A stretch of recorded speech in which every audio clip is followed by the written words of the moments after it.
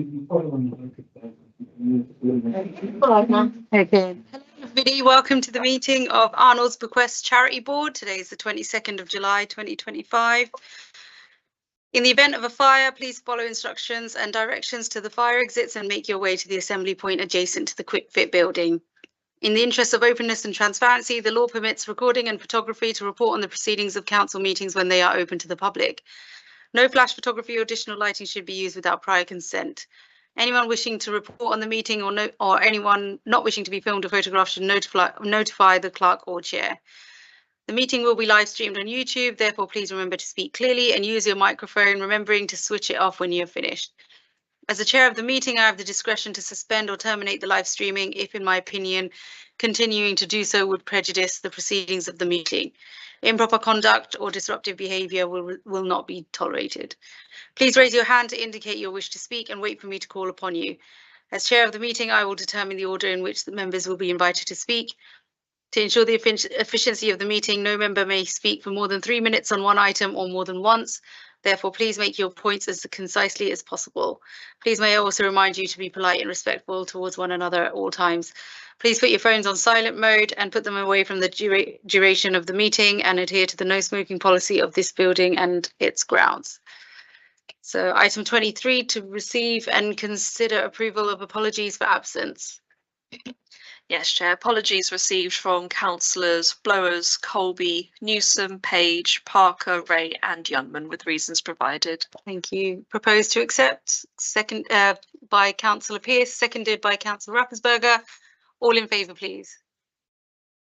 Everyone. So we have here present myself, Councillor Nasima Begum, Bernie Rappensberger, John Pitts, Andy Pearce, Jen Jones, Wendy Brooks, Sonia Barker. And staff members present are Sarah Foote, Acting Town Clerk, and Taylor Williams, Committee Clerk. Item 24, to note declarations of interest and consider any dispensations. Do we have any declarations to of interest to declare? No.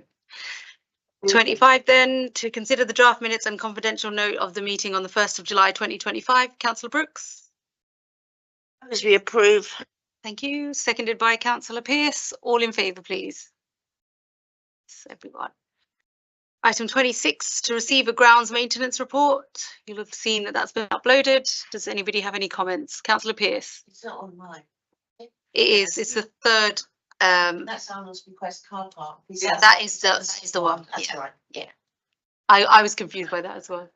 Yeah. So I read the briefing paper. I don't want to refer to the contents in too much detail because if it's going to be the subject of some work, I think that needs to be left for the spec.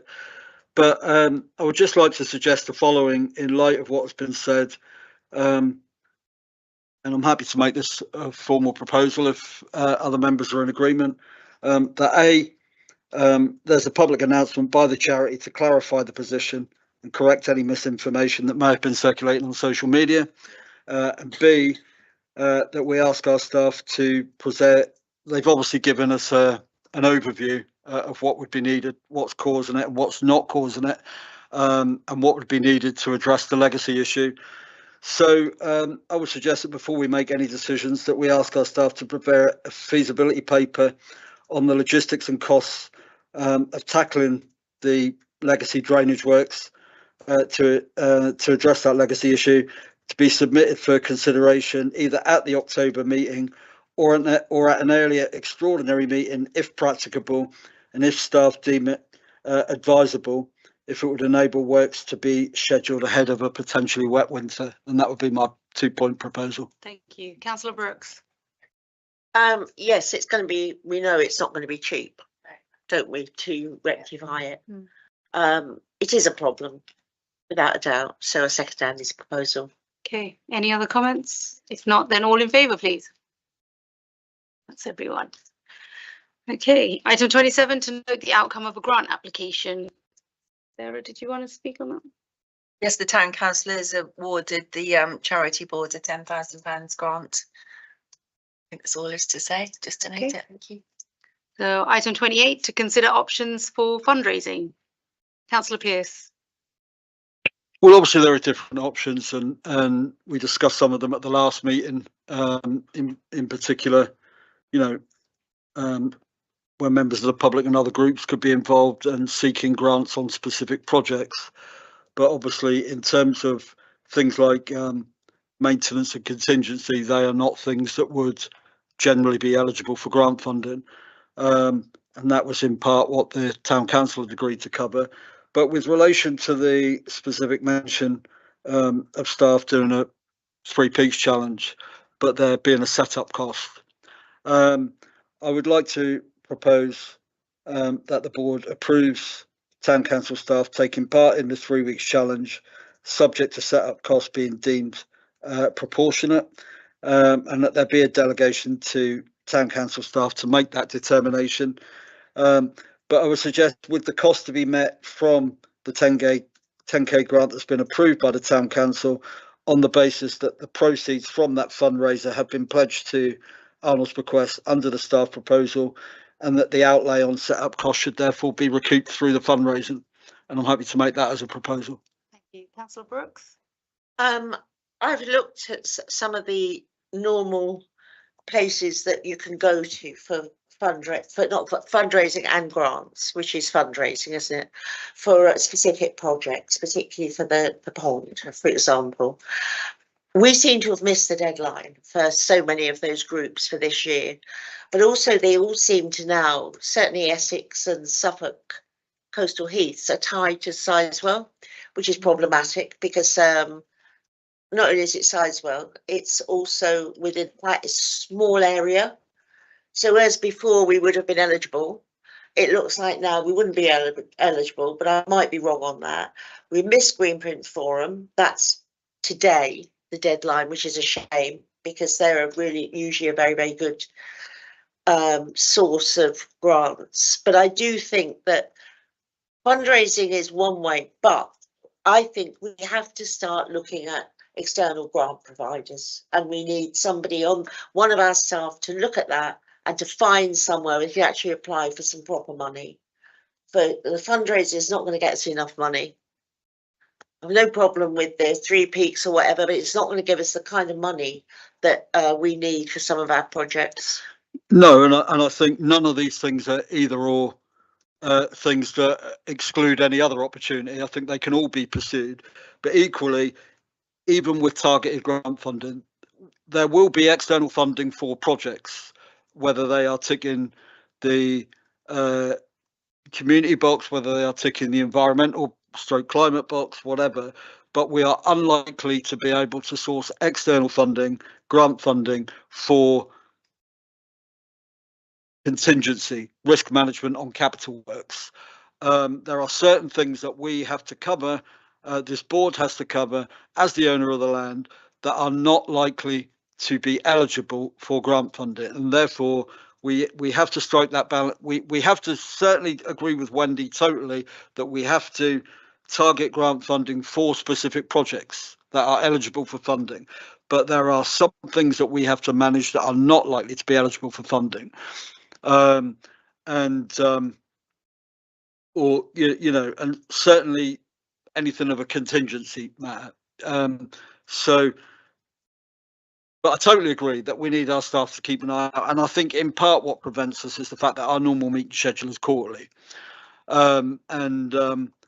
So that's why I think the active monitoring for grant opportunities needs to be taking place between meetings, not just when we're heading into a meeting. But I think in the meantime, you know, there is an opportunity here to do something to actually get Arnold's Bequest noticed. You know, there's been a staff proposal. I think we should welcome it, and hence my proposal that I've made. Councillor Brooks? Yes, this also included, I think, the idea that we bring some other people onto the board, or, you know, local people. And I don't know if staff have managed to find out if we're allowed to do that. Don't see why But that's not to do with fundraising. Well, it could be, because if we target the right people, they could be very useful for fundraising. Okay, we have a proposal on that's been proposed. Well, can Sarah answer my question, please? Yes, sorry, I wasn't aware it's a question to me. I believe the resolution of the meeting when it was discussed was not to pursue that at the moment. I'd have to be corrected and look at the minutes. Can't remember. Councillor Pearce? I think that the minute, look, I think we're having two separate discussions under the same item, and we need to deal with one thing at a time. But it mentioned in the minutes of the last meeting that what Wendy's talking about, as far as we understand from the governance arrangements of the trust board, would be possible, and it is something that could be explored. And I think it was just to actually have a look into progressing it. It wasn't to rule it in or to rule it out, as far as I understand it, because no specific proposals were made. But I asked a question about whether it was eligible, or whether the fact that the town council had been appointed corporate trustee was therefore exclusive. And I think it was clarified that it was not exclusive, and that in theory it would be possible. We would have to be careful about balance, because if we had too many external trustees, although they would owe their duty to the trust board, we would need to be careful about what kind of financial liability that might create if essentially the town councillors were outnumbered where it was corporate trustee.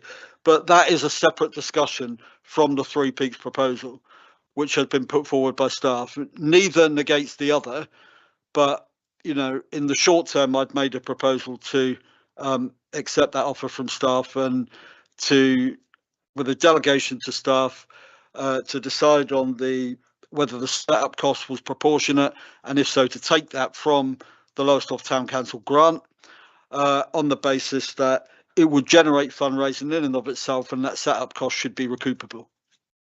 Does anybody want to second Councillor Pearce's proposal? Councillor Brooks? I'll second. Okay, all in favour? Everyone. Do we have an answer for the?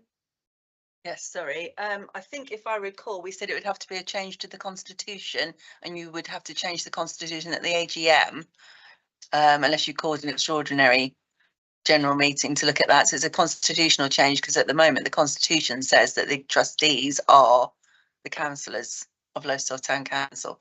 I don't think it's impossible. We just need to do due process on it, and I haven't had a chance since the last meeting, but I remember that was the conversation. Councillor Brooks? Surely as trustees, we can call an extraordinary AGM, there's enough of us, and Yeah, get this moving. that's what Sarah means, that there are ways around it. Yeah, it's only been. I'm just very conscious that we need money, and we Yeah. need to get some money into Arnold's bequest as soon as possible.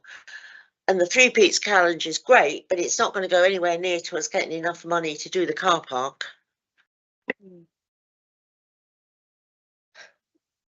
It's fine. I can look at constitutional arrangements and whether members of the public can become charitable trustees of the trust board, but I'm not sure how that solves the funding problem. I think Councillor Brooks was hoping that we'd get members who would help fundraise. Okay. If we leave that with you to let us know On the list. Okay, thanks. So item 29, to consider recent lease renewal terms for a tenant is confidential. And item 30, to consider entering into licenses to occupy for the car parking areas is also confidential.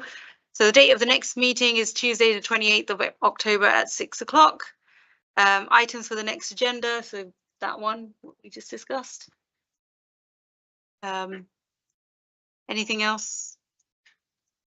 Admissions to meetings, to resolve that under the Public Bodies Admission to Meetings Act 1960, the public be excluded from the meeting on the grounds that publicity would be prejudicial to public interest by reason of the confidential nature of the business to be transacted, namely any employment matters and legal issues relating to the matters on this agenda. So can I have a proposal that we go into confidential session? Councillor Jones, seconded by Councillor Barker. All in favour, please. That's everyone. Thank you very much.